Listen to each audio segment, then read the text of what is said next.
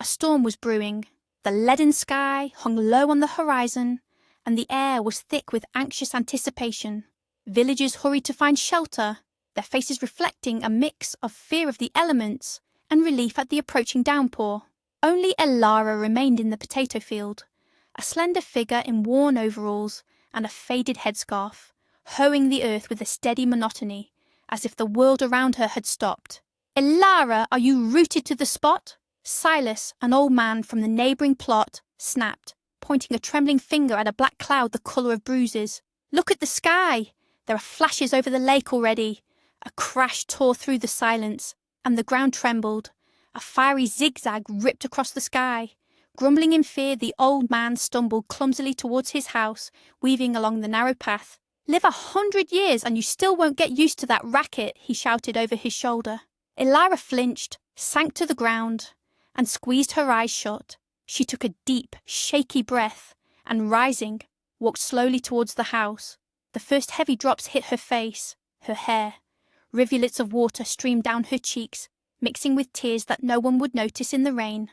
The closer she got to the gloomy fence, the stronger the pain she had lived with for the past few years became. Vivian, her guardian, stood on the doorstep, her eyes cloudy and mean. She reeked of alcohol. "What are you dragging yourself for, you tramp?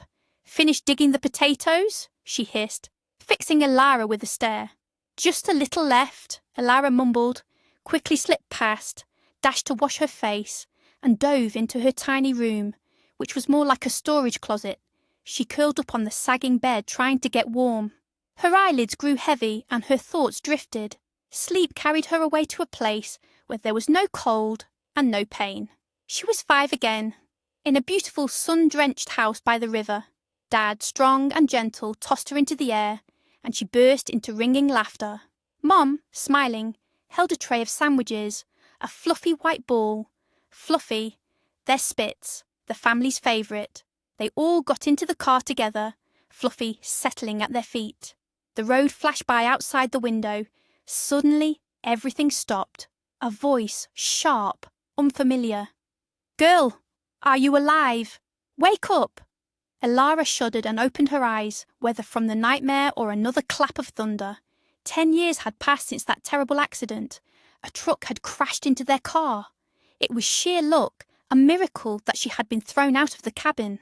She survived, but Mom, Dad, and little Fluffy burned in the embrace of the flames. Her parents had been wealthy. Guardians appeared with caring words and gentle pats on the head. But just a month after the funeral, it became clear. The money from the company accounts had disappeared, and the property was seized for fabricated debts. Elara, a 7-year-old child, suddenly became unwanted. She was sent to the most ordinary orphanage. Loneliness, fear, resentment. Then Vivian and Archibald appeared, smiling, promising a family and warmth. Only later did she realise that they didn't want her, but the payments due to orphans. In return, she received only shouts, reproaches, and unbearable labour. "Orphan, you should be grateful," they repeated, exploiting her shamelessly. Before inspectors, they played the part of caring parents, dressed her in their daughter Serena's best dress, moved her into a bright room with toys and a computer. Elara nodded and smiled, remembering Vivian's threats. "Utter a word and I'll drag you back to the orphanage by your hair." And she didn't want to go there. Living in a closet and wearing Serena's hand-me-downs seemed a lesser evil than enduring the bullying of the older kids at the orphanage. As she grew older, the workload became unbearable. From the age of 10, she worked hard in the garden, cleaned, and helped with the household chores. Serena, taking advantage of her position, constantly humiliated her. Tears were her constant companion. A year ago, Serena left to study. Elara naively hoped for change, perhaps even some warmth. But her guardian started drinking heavily, sinking into endless binges. She tried to spend time outside just to avoid seeing them. Just like today. Vivian, swaying, looked into the room again. "What are you sprawled there for, you mare? Get to the garden, pull up some radishes," she ordered. "But it's raining," Elara timidly remarked. "You're not sugar, you won't melt." Vivian's look left no choice. It was better not to argue. There were times when fists were used. but the fear of the orphanage drove her to carry out any orders. Today, Vivian's younger brother, Victor, who had recently been released from prison, arrived. His gaze upon Elara, who had recently turned 16, was long and appraising. Tall, slender, with large, piercing blue eyes and light wavy hair, she attracted his unhealthy attention. In the evening, when Vivian and Archibald were completely passed out in a drunken stupor, Victor looked into Elara's room. She was reading, immersed in a book, her only escape from reality. He slammed the door shut and stepped towards her. The girl trembled with horror and revulsion. His hand, covered in dirt and tattoos, touched her shoulder. Elara screamed, fighting him off with all her might. She didn't know how she slipped out of the room. Victor cursed and rushed after her. In the kitchen, Vivian was snoring. Archibald was asleep face down in a salad. "Aunt Vivian, save me!" Elara cried desperately. Her guardian just grunted and waved a hand, swatting her away. Elara ran out of the house. Victor chased right behind her. At the gate, she stumbled and fell into the mud. A terrifying face loomed over her. She squeezed her eyes shut, preparing for the worst. "Hey, you! Get away from the girl!" A sharp, unfamiliar voice rang out. Elara opened her eyes. Nearby, on the path, stood a young man. In his hands was an air rifle. Without hesitation, he pointed it at Victor. All right, Victor mumbled, backing away. "I was just... Hunching his shoulders, he turned and trudged back towards the house. Elara remained sitting by the gate, crying. "What was that about?" the guy asked, approaching. "Is that your father?" "What are you talking about?" Elara exclaimed, wiping away her tears. "I don't have parents. I live with guardians, and that's their relative. They're all drunk." "Who are you? I haven't seen you here before." "I just came to visit my grandma today," the guy smiled. "I was walking outside the village practicing my aim." "On sparrows?" Elara asked disapprovingly, rubbing her bruised knee. "What are you talking about?" he laughed. "On tin cans, of course. Why are you rubbing your knee? Does it hurt?" "It hurts," she admitted. "Let me see." "Don't worry, I'm a future medic. Just finished my first year of university. Come on, Button." "I'm not Button, I'm Elara," she said, offended, but she took her hand off her knee. "And I'm Leo." His smile warmed, but then became serious. "Listen, there's no break, of course, but it's a nasty cut. Needs disinfecting. Do you have a first aid kit at home?" "I'm not going in there," Elara quickly replied. "I'd rather sleep outside than there." Leo nodded in agreement. That guy who was still peering at them from the window made him uneasy too. "Let's go to my grandma's," Leo suggested. "She lives right there in the house with the green shutters." "So, Penelope." "Is your grandma?" Elara asked, surprised. "Why haven't you come before?" "I spent about 10 years abroad with my parents," he explained. "My dad is a diplomat. We lived in Asia, then Europe, even a year in Africa." "Africa? How interesting." "It's interesting everywhere, and you can live anywhere," Leo shrugged. "But you know what I've realised? There's nothing better in the world than our own country. My mom and dad, of course, want me to go to university in London, but I chose a Russian one, and I don't regret it at all." Elara limped to Penelope's house. Seeing Elara, the grandmother clasped her hands. "Oh, you poor thing! How did you hurt your leg?" Elara just gave a quiet whimper, and Penelope was already running to the kitchen. The clinking of cups and the sound of a boiling kettle came from there. Elara felt enveloped by the quiet, friendly warmth of this house. How cosy, bright and peaceful it was here. "Kids, let's have tea," Penelope called out. And there they were, the 3 of them, sitting at the table, drinking tea, eating apple pie. Penelope was talking about something, smiling. Leo also chatted away. Could life really be like this? Could you really just sit, talk, and no one would yell at you? Elara felt awkward and a little uncomfortable. At some point, Penelope changed the subject. "Now we need to figure out what to do with you, dear." "I don't know what to do with myself," Elara confessed bitterly.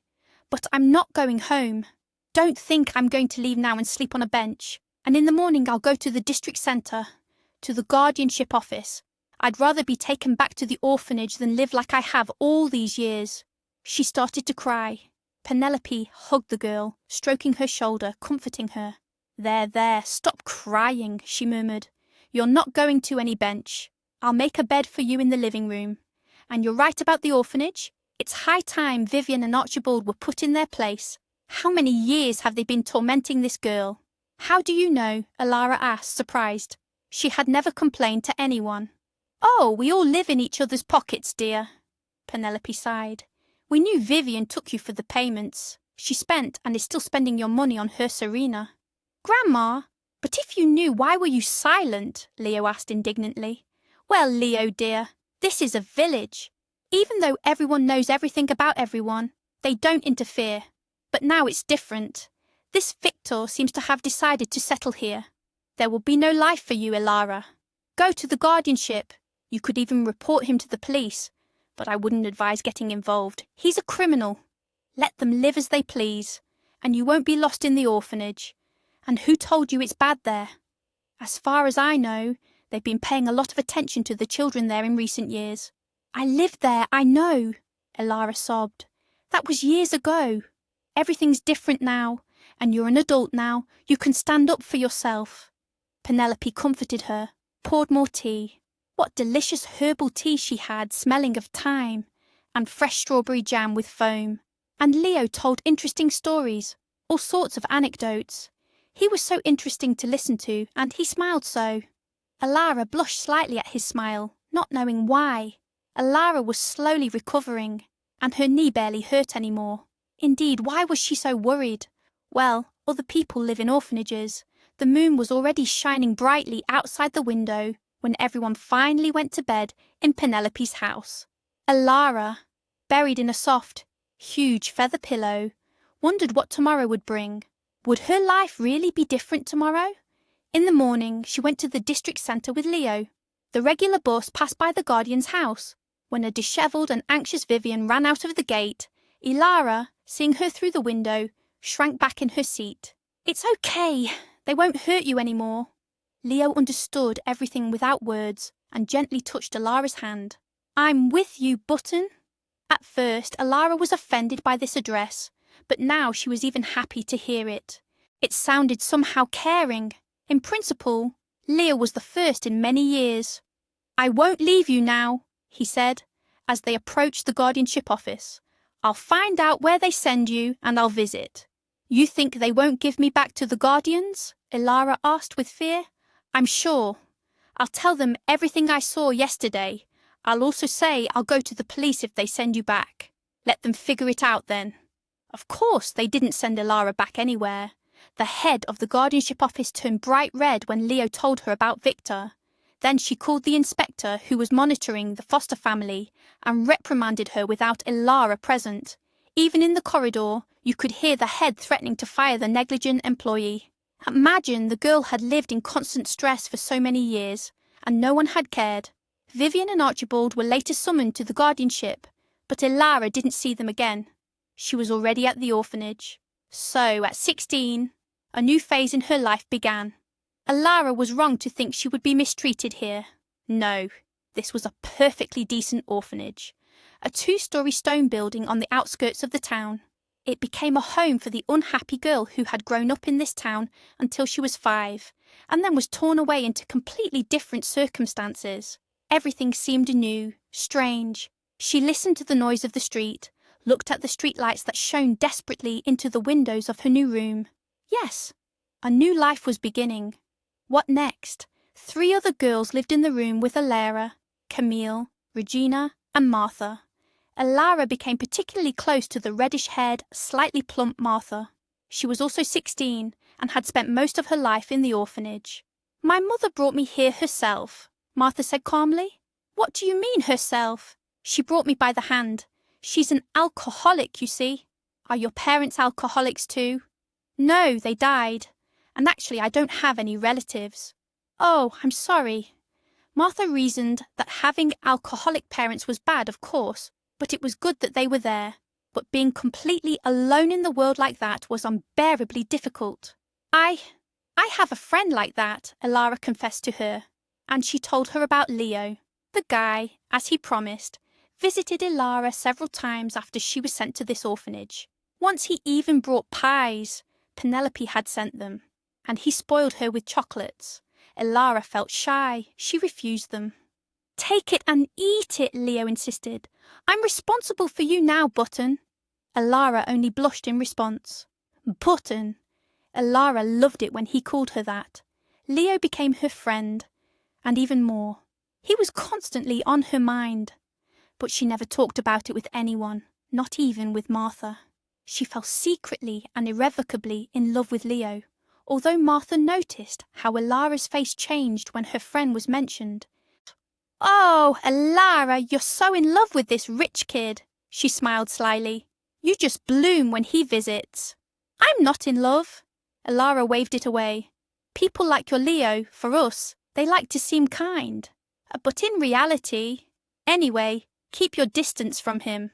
"You sound like an old lady," Ilara pouted. "Maybe I'm not an old lady and I don't have much experience, but I remember how my mom clashed with Dad and divorced him because of rich guys like that.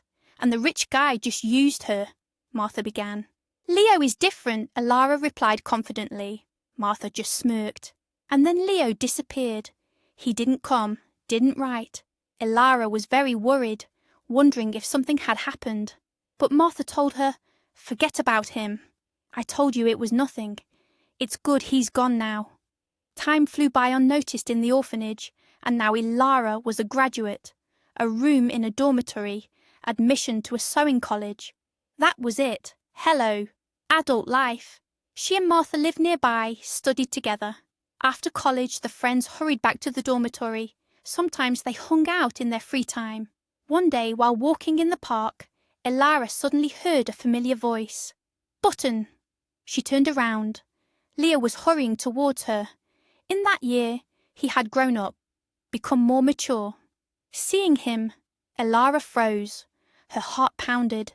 She thought all her feelings for Leo were in the past. But no, as soon as he appeared, her soul began to sing. "Leo!" she cried happily. "Wow! Where have you been all year?" And Ilara, not expecting it from herself, threw her arms around his neck. Leo was also happy to see her. He laughed and hugged her tightly. He kissed her on the cheek. Ilara felt shy, lowered her eyes and blushed. Then she dared to ask, "You came to see us a year ago before you left. You were in class. Martha told me about it. She was in the square in front of the orphanage. Well, I gave her a letter." Ilara stared at her friend, who had been standing nearby the whole time, in confusion. Hearing Leo's words, Martha was a little flustered, but quickly recovered. "She said she put it on the bench, and the little kids grabbed it and tore it up. She didn't tell Ilara not to upset her." "Martha! You should have told me anyway," Ilara gasped. "Okay, I'll talk to her later," Ilara sighed. "You better tell me. What was in that letter?" "I warned you I was leaving urgently," Leo began. "My mother did something silly. She broke her leg abroad. Absolutely refused to come here. It was a complicated fracture.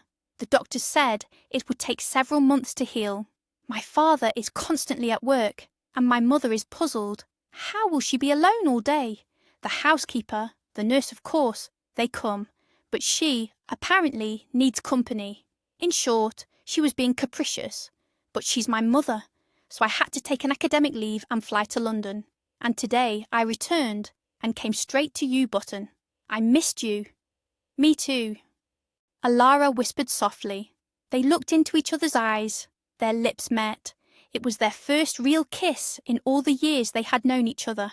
Then they walked in the park all evening, sat in a cafe, drove around town in Leo's car, and kissed. The young people realized that they didn't need anyone else in this world. There was only him and her, and it was real love. Late in the evening, Ilara returned to the dormitory with a huge bouquet of roses. Martha saw her in the corridor, snorted and hurried past. "Martha, wait!" Ilara demanded. "Why did you hide that letter from me?" "Go away," Martha suddenly replied with fury. "I don't owe you any explanation. Your Leo came back to you, so be happy. But you'll see, he'll leave you anyway." "Is it because of you?" Ilara smirked. "Martha, are you jealous of me?" As if there's anything to be jealous of. Martha snapped back and, pushing Elara away, went into her room. At the doorstep, she turned around and yelled maliciously, "So what? Rich boys fall for you more than me. He's just using you, and he'll leave you. He'll definitely leave you." And she went into the room, slamming the door shut. Elara stood there a little stunned. All this time she had considered Martha a true friend, and then suddenly her true nature was revealed. Only anger, jealousy, and some kind of resentment. And what was Elara guilty of? Of falling in love? Of being loved? It hurt Elara because of her friend's actions, but she decided not to think about it anymore.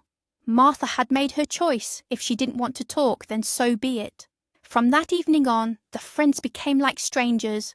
They even stopped greeting each other. And yet, they lived next door. But communication with Leo drowned out the pain of losing her friend. And was she even a friend?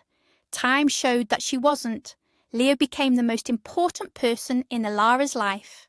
After college, the girl eagerly awaited meetings with her beloved. Leo, having resumed his university studies, was catching up, so they didn't see each other often. But each meeting was filled with such emotions, such feelings, that she felt dizzy with happiness, and she wanted to tell the whole world about it. One day, the lovers were walking along the embankment, and there was an attraction there, a device that lifted a person to the height of a 7-story building. "Oh, how horrible!" Elara gasped, seeing another daredevil fly up like a bird. "What's so horrible?" Leo laughed. "It's great. Let's try it. Just imagine, you're in free flight and the whole world is at your feet, and you can shout out your dearest wish for everyone to hear." "Absolutely not. I'm scared." "But I'm not." Leo smiled slyly. "I'm going to jump now and shout to the whole world that I love you." "Leo, don't! I know that already. But I want everyone to hear." And he ran to the attraction. Elara tried in vain to talk him out of it. Leo just laughed. And there he was, flying up into the air. "Elara, I love you!" His voice echoed over the embankment, and all the passers-by stopped, looking at the guy in the sky and the blushing girl who was staring up nervously. "Ah, the young ones," old people sighed. "They have their whole lives ahead of them." And young women looked at Elara with a little envy. Look what a wonderful guy she managed to get. Not everyone can shout out their feelings to the whole world so boldly. And back down. Leo kissed Elara tightly, and it seemed their happiness would be endless. How else could it be, when it was real love? 3 months later, before the new year, Leo was eager to introduce Elara to his parents. They had just returned to Russia, to their mansion.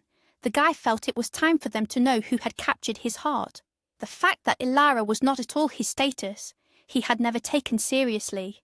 What boundaries could there be, especially when he felt he had found his one and only?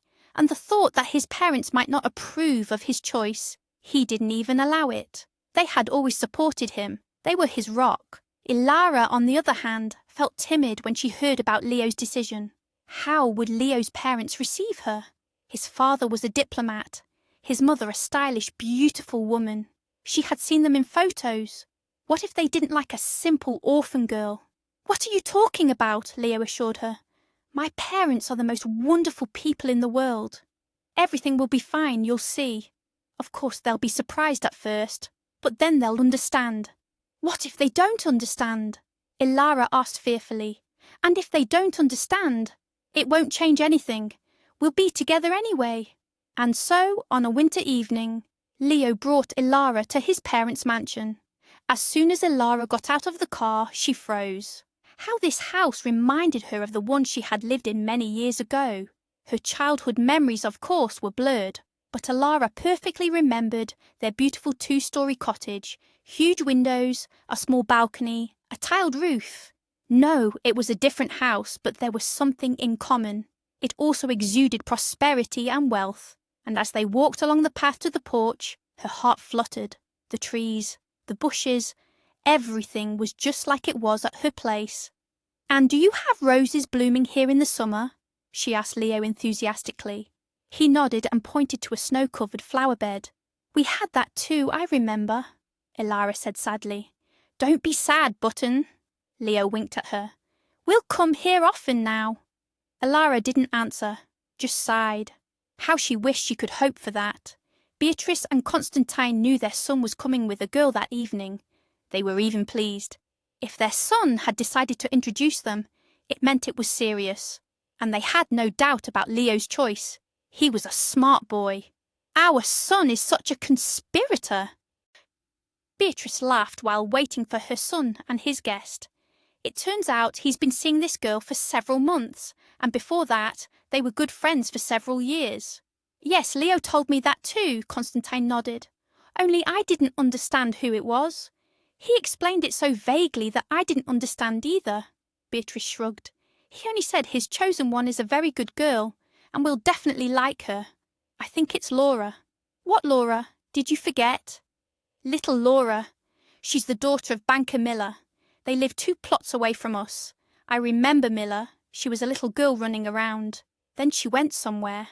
Well, she's studying in London. Finishes in a couple of years. Listen, that's great. And Leo will get his education and will become related to a banker. Nicholas, that's a wonderful idea. Yes, our Leo is doing great, Constantine grunted with satisfaction. The prospect of having a banker relative also suited him perfectly. Beatrice smiled contentedly and frowned slightly. Only I don't remember Ilona, Laura's mother, saying her daughter was coming. Maybe Laura also decided to surprise them. They are such fans of surprises. Soon the doorbell rang, and the maid hurried to open it. Leo's parents also peered into the hall with interest. The smile quickly vanished from Beatrice's face, and Constantine scratched his head in confusion when they saw their son's companion. Elara took off her simple down jacket, adjusted her equally simple dress, and turned around. Catching Beatrice's gaze, the girl even flinched. Leo's mother looked at her very unkindly. Mom. Dad. Leo smiled, seeing his parents. Meet Elara. So, Elara? Beatrice snorted. Well, come in, Elara. Beatrice ostentatiously turned away and headed for the dining table, sitting in her place. Constantine did greet the girl and invited her to the table. Elara felt completely out of place. Such luxury all around, crystal and mirrors everywhere. She had forgotten that people could live like this. They all started eating in silence. Leo tried to engage his parents in conversation, but they answered in monosyllables and didn't even look at their guest. Leo winked encouragingly at Elara, but the girl couldn't relax. Tension filled the air. Beatrice finally looked at the girl. I wonder how this simpleton will manage with the dish. And Elara had indeed forgotten how to eat such seafood, according to etiquette. Her mother had taught her as a child, but that was so long ago. And in the orphanage and in the village with her guardians, they didn't serve such dishes. Salted caplin, or at best pollock. That was all the seafood they had. Leo, understanding Elara's confusion, immediately told her what to do and helped her. Beatrice watched the efforts of this audacious girl, who had dared to come into their house, with a smirk. Tell us about yourself, Elara, Beatrice finally said. We're very interested to know who your parents are, where you live, where you study. Mom, Leo answered for her. Why all these questions? I just invited Elara for dinner. Let's leave all the talking for another time. Why not? Beatrice retorted. We need to know who we are hosting in our own house. What if our silver spoons disappear afterwards? Don't worry. Elara's voice trembled with hurt, and tears welled up in her eyes. I'm not like that, and I won't take anything from you. I'm studying to be a seamstress. I live in a dormitory. Who are my parents? They died when I was 5. I grew up in an orphanage. An orphanage? Beatrice gasped in horror. Were your parents alcoholics? My dad was a businessman. We lived in a big and bright house, but after my parents died, everything was taken for debts. So your father was dishonest, Constantine chimed in, forgetting his diplomatic skills.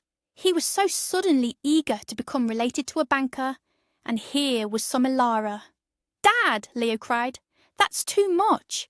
How can you talk about someone you didn't even know? This is our house. We can say whatever we want, Beatrice answered for him. I never thought I'd be having dinner with a seamstress. You surprised me, son. And then Elara jumped up from the table and ran into the hall.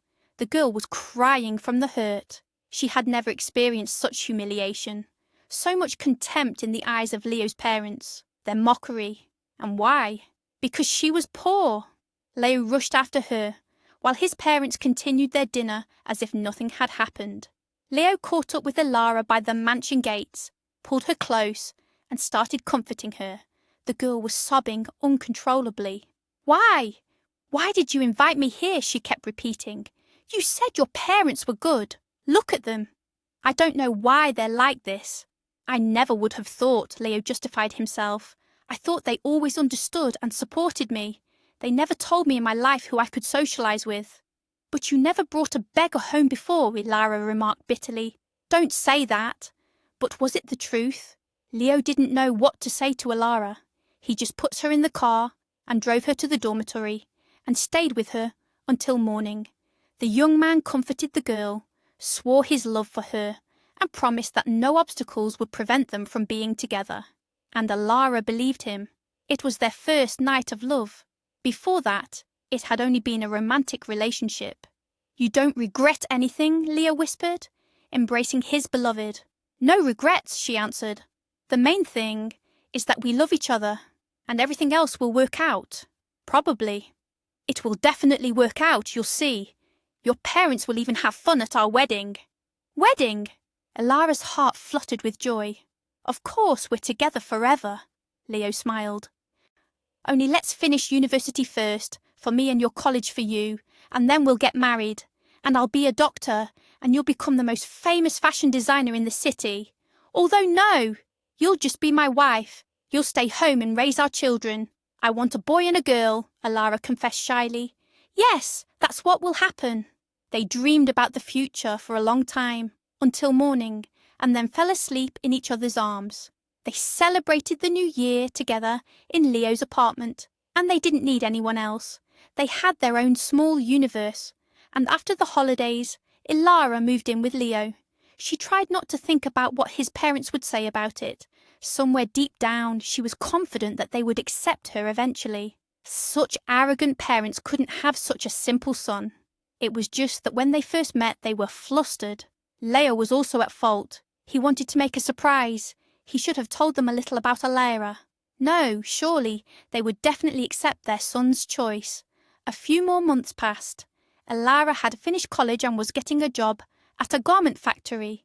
Leo was in his 5th year, just a little more, and he would be a certified specialist. During this time, Ilara never doubted Leo's sincerity. Yes, he loved her, a simple seamstress, but Leo's parents during all this time never once came to visit them and didn't invite them over. But Ilara believed that the ice would melt eventually. It was a warm July evening. Ilara hummed a children's song under her breath, preparing dinner.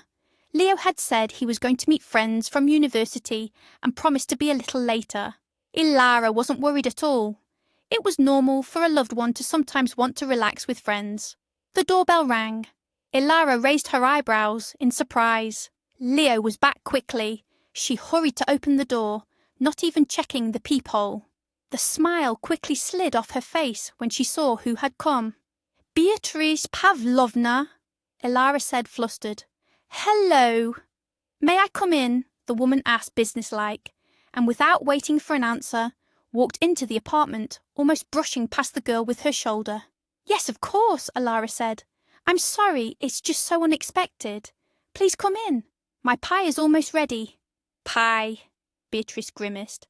No, I watch my diet, and I advise you to, dear. Although in your case it's probably useless. You eat what you eat, Beatrice smirked. You won't keep my son with your pies or your figure. What do you think? Where is he now? Meeting friends. Friends. Beatrice burst out laughing, then suddenly fell silent and said in an icy tone, He's with his beloved girl right now. You must be mistaken, Ilara said in a trembling voice. I'm mistaken? It's you who are mistaken. You probably already think you're my son's wife. Let me disabuse you. He's a man. He needs to satisfy his needs. Excuse my directness, but that's how it is. And Laura returned the other day, and he's with her at a cafe now. My poor boy. He doesn't know how to dismiss you more politely. and a wedding with Laura is planned for August. Having said all this, Beatrice stared at Elara, challenging her. Elara's lips trembled at what she had heard, and tears welled up in her eyes. "I don't believe you," she said, in a shaky voice. "You don't believe me? Then see for yourself. They are at the Italian cafe in the city centre right now. I can give you a ride there." "No, please leave." "Leave, dear," Beatrice smirked. "Actually, this apartment was bought with my husband's money. However, I'm not kicking you out right now. You can pack your things, but I hope you understand that you need to leave." Beatrice headed for the exit, even waving goodbye to Elara, and Elara sat in the apartment for about 5 more minutes, processing everything she had just heard. Had Leo lied to her so cruelly? Had he just used her? But why all these doubts? She had to go to that cafe. Yes, Beatrice Pavlovna was right. Elara ran out of the apartment. A taxi was conveniently parked near the entrance. Upon arriving, Elara approached the cafe with a heavy heart. She hoped, until the last moment, that everything Beatrice Pavlovna said was a lie, that Leo couldn't do this to her. He loved her. But in the window, at a table, she saw Leo and a girl Elara didn't know. Beautiful, no denying it. She was telling Leo something, laughing, occasionally touching his hand. He just listened, nodding. Seeing this, Elara decided that she was just an acquaintance, and Beatrice Pavlovna had exaggerated everything. She was about to leave to avoid attracting attention. It would be terrible if Leo saw her and started asking questions, and she didn't want him to fall out with his parents because of her. And then Elara saw the girl jump up from her seat, go behind Leo and hug him by the shoulders. He turned his head to her and the girl kissed him. Elara didn't watch what happened next. She turned sharply and ran away from the cafe. Enough. He had lied to her about everything, about his love and about meeting friends. So he had someone else. Oh God, what a fool she was. Elara walked down the street, tears blurring her vision. Yes, she had simply been used. Elara even remembered the words of her former friend Martha, who had shouted at her that Leo would use her and leave her. How right she had been. But why did he do this to her? Apparently, there really was a huge gap between them. He was rich. She was poor. For him, she was a kind of entertainment. She didn't need anything from him. Where should she go next? A married couple lived in her room in the dormitory. Elara, out of the kindness of her heart, had let them stay there. She couldn't just show up late at night and kick them out, could she? The girl decided to spend the night at the factory, in the watchman's booth. If the old watchman, Old Man Thomas, allowed it.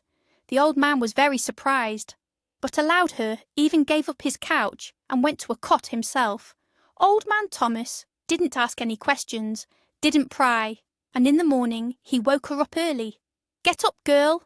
I'll feed you. You need to get to work and my shift is ending."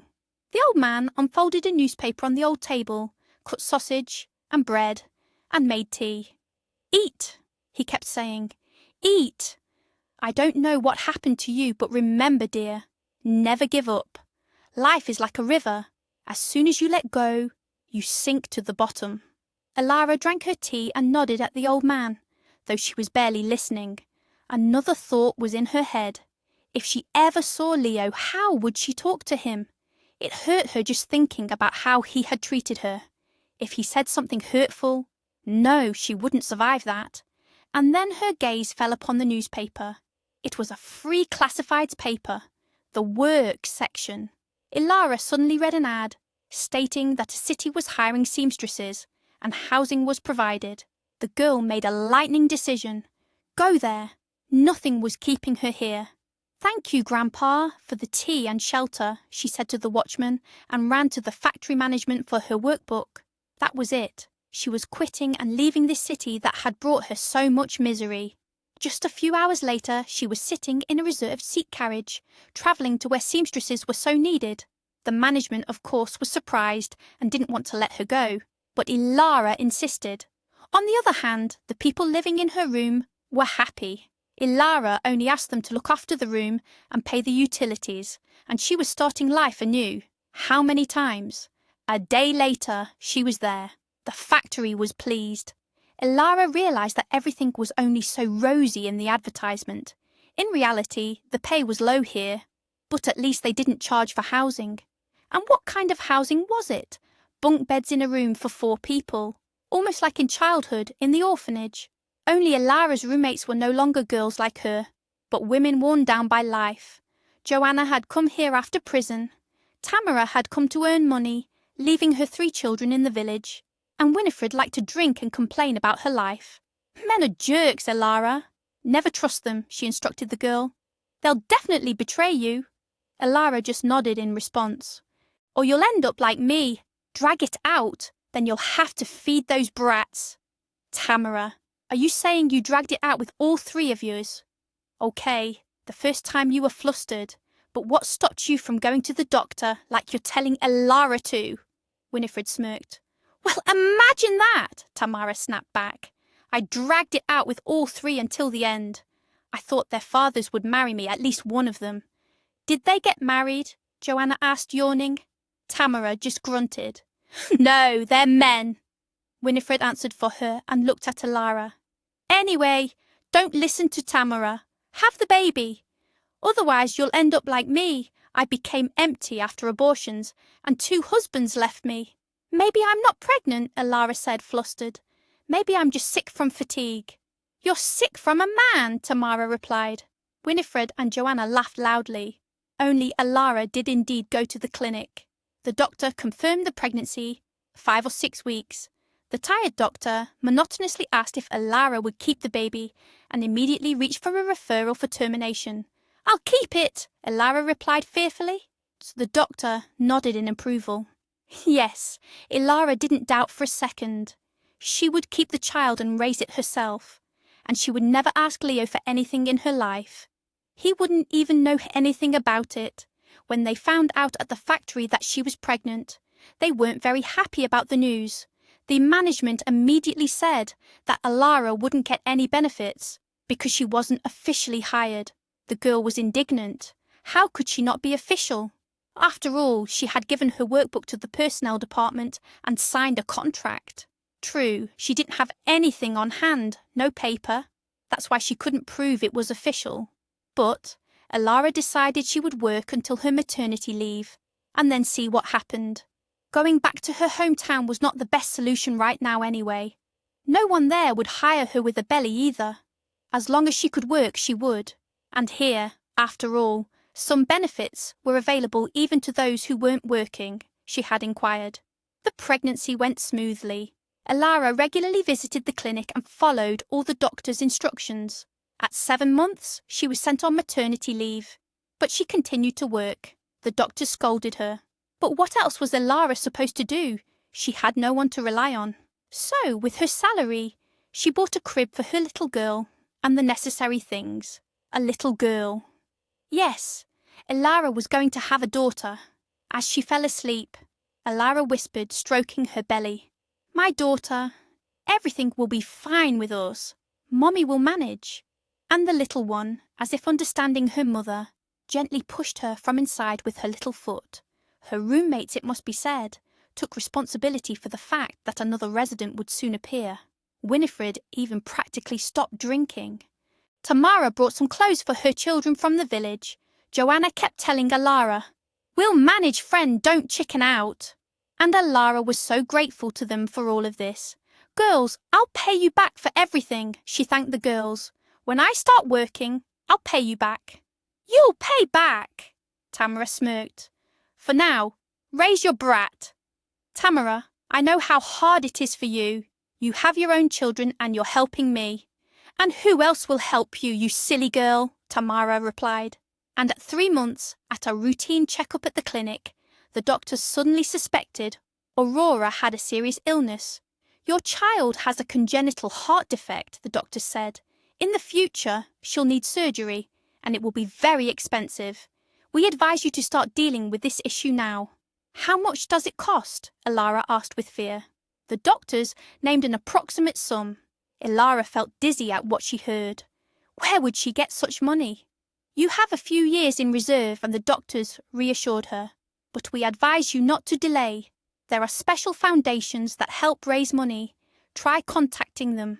But the issue of the operation faded into the background. When a distraught Ilara returned from the clinic with the baby, the doorman at the factory entrance called out to her and told her to see the superintendent. "All right, Morozova," the stout superintendent Winifred said in a cold tone. "They called from the factory. It turns out you're living here and not working. But where can I go to work?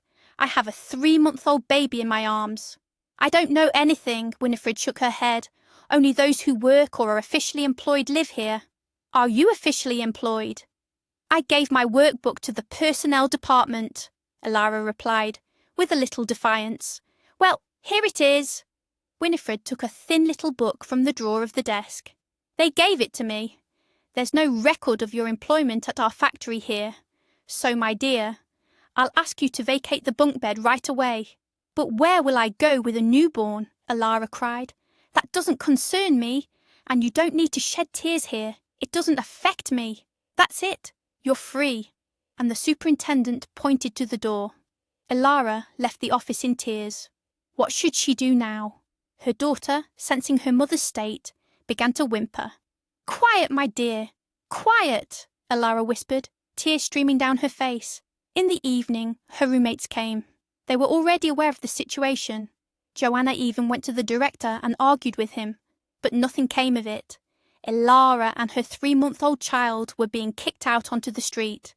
"Girls, I'm going to my hometown," Ilara finally said.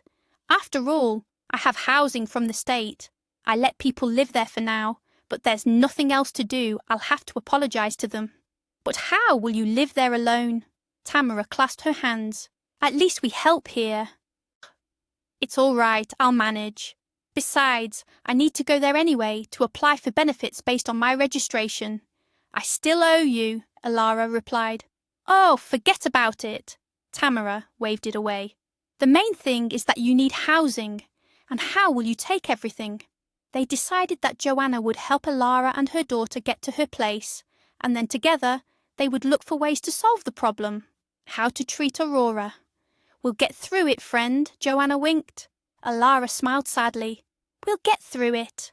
No one was waiting for her in her hometown. Fortunately, the tenants from her apartment had recently moved out, leaving emptiness behind. Ilara was even happy. At least she didn't have to explain anything to anyone. Only it turned out the tenants had accumulated utility debts, and now Ilara was sorting everything out. Joanna stayed in town while Ilara applied for all of Aurora's benefits, and then left, strictly telling her to keep in touch, to call, and they would definitely call her. The first benefits for Aurora went towards paying the utility debt. There was practically nothing left, even for food. Ilara was scared to remember how she lived that month, but she didn't ask anyone for help. She was ashamed to contact her former roommates. She managed all by herself. She didn't even think about looking for Leo. Why would he need her? He was probably married long ago, and only occasionally walking through the town with her daughter. She thought with fear, what if we suddenly meet? How would he act? But Leo wasn't there. Maybe he wasn't even living here anymore. Ilara didn't find out anything about him. She knew her former friend was lying. What business? She had probably already drunk it all away. "Ah, Ilara!" Martha shook her head. "I told you that Leo didn't need you, but you didn't listen. Now you have to look around this baby." Ilara didn't answer her. She nodded goodbye and walked on with her daughter. Behind her she could hear Martha's laughter and the cackling of her companions. Ilara walked and thought to herself, what had happened to Martha? They hadn't seen each other for less than 2 years, and there were such changes. Apparently they were right. Genetics. Martha's mother was an alcoholic, and she had gone down the same path.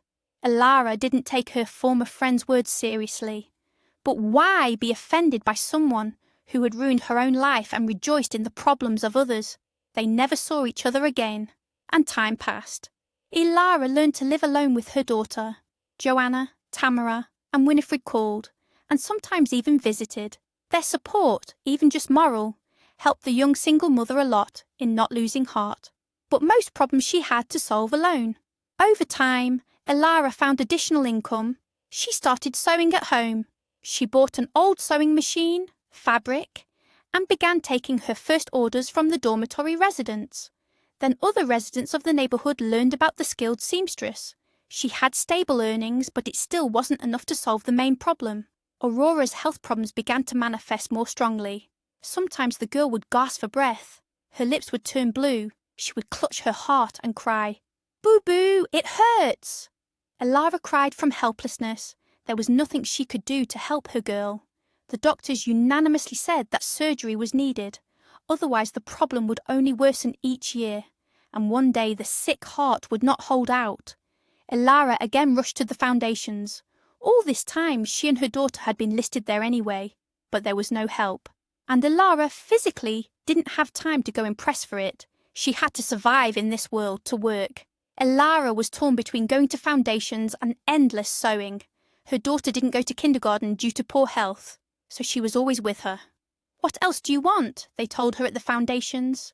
"We've already posted information about you wherever possible, but there are children who need money more. Your girl is growing and developing, but there are babies who can't even breathe on their own, so the money goes to them first." "But my girl is also sick," Elara cried. "We understand and are doing everything possible. You should look for sponsors. Maybe someone will respond." What sponsors? Joanna, Tamara, Winifred. They themselves lived on pennies. They called each other, sometimes visited. The women in their town had created a support group, and Elara had created a group on the internet for Aurora's treatment. But there were no breakthroughs there either. People either sent pennies or called her names, and there was no hope of a free operation. For some reason, other babies, who apparently needed help more, always came first. 6 years passed like this. Aurora would soon go to school, and Elara understood that it would be a serious test for her daughter. What if her heart couldn't take it? At night, Elara cried from despair. Sometimes she remembered Leo. Maybe find him, tell him about their daughter, about her trouble. After all, he was her father, and a doctor at that. And then she realised that it wouldn't end well. If he wanted to, he would have found Elara long ago. He didn't need her. He played with her and threw her away. Yes, they were different, and realising this made Elara hurt even more. One evening, Elara suddenly realised they were out of milk and bread. The nearby store was open until 8. It was already 1:45. Grabbing Aurora, she rushed out to buy them. The store was in the next building. She'd make it.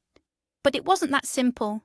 At the entrance, Aurora suddenly became capricious and pointed her finger at the square nearby. There was a playground there. "I want to play in the sandbox," her daughter whined. "Aurora, we'll just run to the store and then we'll go to the playground," Elara replied. But her daughter suddenly burst into bitter tears. She wanted to go to the playground, and that was final. Actually, she was not a capricious girl, but now it was as if she was hexed, screaming, pulling away. "Aurora, you mustn't get upset." Elara tried to calm her down, but it was useless. Just then, other mothers who knew Elara and were walking with their babies saw them and offered to look after the girl. "Oh, thank you," Elara exclaimed, relieved. "I'll just be 2 seconds in the store and back. Don't worry, Aurora is usually calm. I don't know what's come over her, and she mustn't get upset." "Elara, don't worry," one of the mothers smiled. "Run to the store, and we'll go to the sandbox." "Yes, Dasha." She took the little girl's hand. The girl immediately calmed down, realising she had gotten her way. In the store, despite it being close to closing, it was quite crowded, with 5 people in line before Elara. But the young mother wasn't worried. Aurora knew the neighbours and their babies, and would happily play in her absence. Meanwhile, a drama unfolded on the playground. Aurora approached the sandbox and knelt down to pick up a mould when she suddenly collapsed onto her side and started gasping. She turned completely blue, then had convulsions. The mothers froze in horror. No one knew what to do. "Ambulance! Doctor, urgently!" One of them finally shouted and flew towards the house to get her phone. 2 women fussed around the baby, but no one could help. It seemed the girl had stopped breathing. And then an unfamiliar man ran up to them. "I'm a doctor," he said curtly. "Step back!" The man quickly assessed the situation. "And believe me, if your daughter is being operated on by Leo Igorovich, Everything will be fine, and I think the money issue will be resolved. Leo Igorovich, the owner of the clinic. Elara was a little confused by what she heard. Leo Igorovich. But she immediately forgot about it. Elara, I repeat, I have loved you all these years and continue to love you. They looked at each other and then embraced. They sat like that, hugging, and remained silent. How could they have separated because of someone else's schemes? Two loving hearts were torn apart. And suddenly, fate brought them together again. Leo said that after Elara disappeared, he searched for her for a long time. He went to her dormitory, to her workplace, but no one could say anything concrete. Elara had vanished without a trace. Incidentally, he saw Martha at the dormitory then, and when she learned from Leo that Elara had disappeared, she only chuckled, saying, "The little bird flew away." And after graduating from university, Leo went abroad, where he practiced as a surgeon, and only a few months ago did he return to Russia, to his clinic, which had been operating for a couple of years.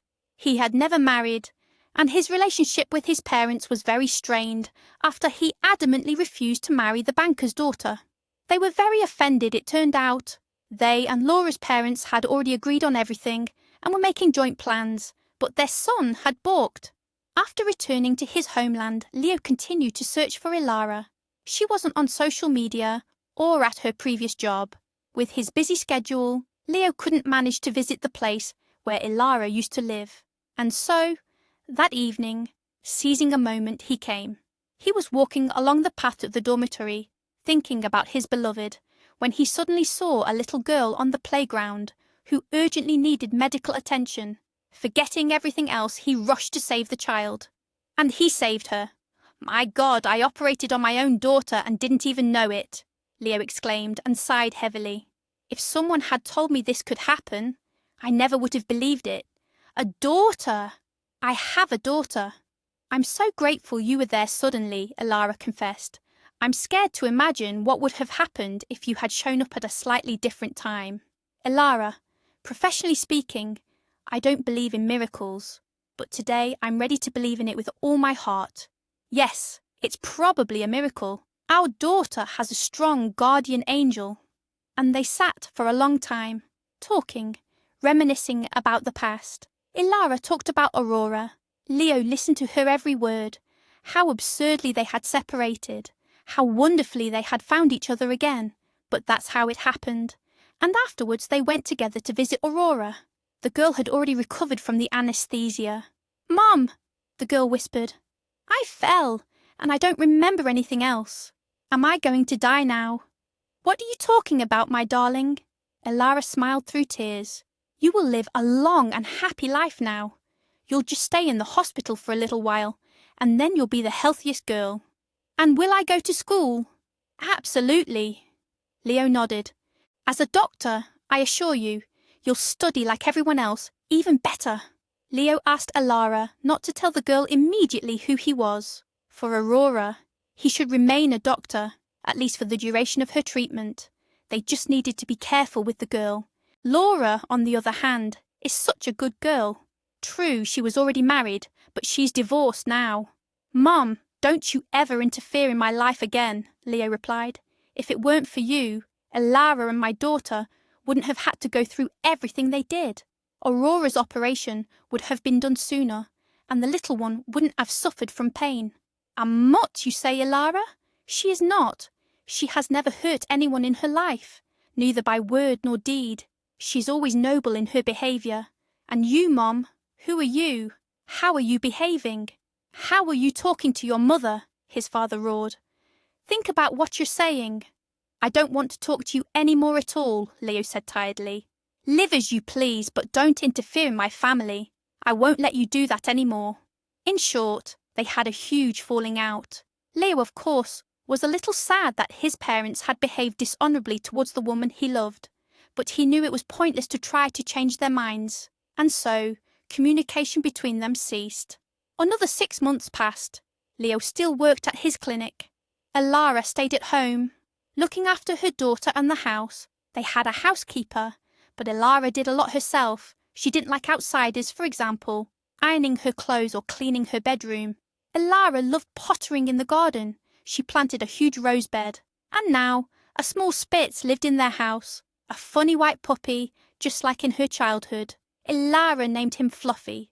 Aurora loved playing with him so much, and Ilara herself doted on the puppy. Occasionally, she would sit down at her sewing machine and sew something interesting. Sometimes an outfit for Aurora, sometimes a dress for herself. One day she sewed a shirt for Leo. When he tried on his new shirt, he couldn't believe that his wife was so skilled with a sewing machine. Of course, he bought her exactly the one Ilara had asked for, but he couldn't have imagined how talented his beloved was. "Ilara, your shirt is indistinguishable from a designer item," he exclaimed, examining the shirt. "That's the kind of seamstress I am." Ilara smiled modestly. "You know, I miss working so much. It's so unusual for me to stay at home.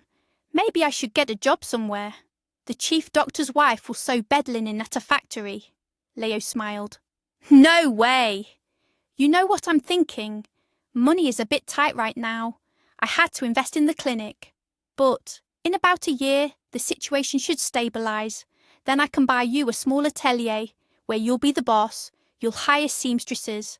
How does that idea sound?" "Leo, I've dreamed of that for a long time," Ilara exclaimed. "Having my own atelier, it's so great." And she hung laughing on her husband's neck. But soon news came that slightly changed their plans. One day, Ilara's mobile phone rang.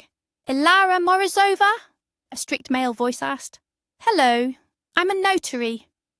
The man introduced himself and said he had important news for Ilara.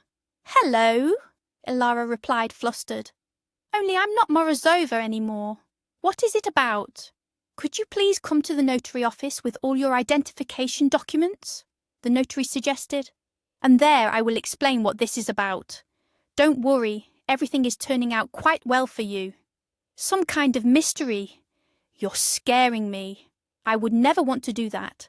In short, I'll be waiting for you." And the notary dictated the address. Ilara couldn't figure out if it was a joke or the truth. Aurora was at school, Leo was at work. All her chores were done, even dinner was ready. Maybe she should actually go.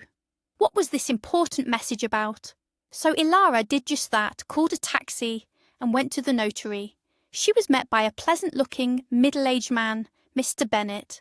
It was him who had called, and so he told Ilara that she was the heir to the assets of a certain firm. "Heir?" Ilara asked, surprised. "From where? This? I don't have anyone. My parents died when I was little. No, you must be mistaking me for someone else." "I checked everything several times." Mr. Bennet shook his head. "There's no mistake." And he told her how about a year ago a major businessman was arrested, his crimes were investigated, and another one that happened over 20 years ago was uncovered. This businessman was then the manager of a company that belonged to Vincent Mitchell, your father. And even then Vernon, that's the businessman's name, was committing illegal acts, sending money to fake accounts, creating shell companies. At some point, Vincent discovered him and simply wanted to fire him without making his actions public, feeling sorry for him. But Vernon didn't feel sorry. They drank themselves to death. Ilara only sighed. Yes, that was also her life. She hadn't been to that village since her youth. There was nothing for her there, especially since Penelope, Leo's grandmother, had passed away when she was still in college. Those were the facts.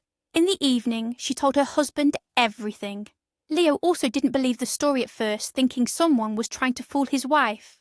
And only after examining all the documents from the notary, he agreed. It all seemed true. After some time, Ilara entered into her inheritance rights, but the young woman had no desire to work in the firm, where everything was related to computer technology. It was both difficult and uninteresting for her. And so, Ilara decided to sell her assets, which the other partners were only too happy about. After receiving a substantial sum, Ilara was flustered. What should she do with this pile of money? She decided to give a large part of it to her husband for the development of his clinic. But Leo suddenly objected. "Not a chance that I would take money from a woman, even my wife." "Ilara, Have you forgotten your dream of having your own atelier? You have enough money for a whole network, he said. I haven't forgotten, of course. It's just that when it's a dream, you feel braver. But when it's right there, please decide. It's scary. I'm flustered. Will I be able to do it? Of course you will. Oh, there's so much to do. I don't even know where to start. Don't worry, Leo laughed. There are special people now who help. When you start a firm, they handle all the organizational issues. I'll find them. And you start thinking about the details. For example, have you thought about who you'll hire? I haven't thought about anything yet, but probably I should call the girls, Joanna, Tamara, and Winifred. They're excellent seamstresses. I think that's the right decision. Leo nodded. You have such friends that no crisis will scare you. And soon the friends came to visit Alara. She helped them settle in the city, rented apartments for them. The women were a little flustered. Maybe they had gotten involved in this for nothing. But when the network of ateliers started working and the first orders came in, it became clear that they would succeed. A year later, the lightning network of ateliers was thriving. Alara came up with the name Lightning. Joanna, Tamara, and even Leo himself were puzzled. Why lightning, friend? Joanna said. I understand if you name the atelier after yourself, your daughter, your deceased mother or father, or even Fluffy, like your dog. But why lightning? Do you know what I thought about when after my parents' death, I ended up in the village and lived there for many years with guardians who mistreated me? Alara replied. I dreamed that one day lightning would strike, everything would sparkle, and my life would change. That clap of thunder near the gate then, when Leo appeared, that was my lightning, you see, a sign that everything would change, that the darkness would dissipate. Now I'm sure that all the bad things are behind me. With me now are only those to whom I can give joy, and who receive joy from me. Something like that. And lightning continued to develop. The employees had decent salaries, and over time, Alara's friends were even able to buy apartments. Tamara moved her children and even got married.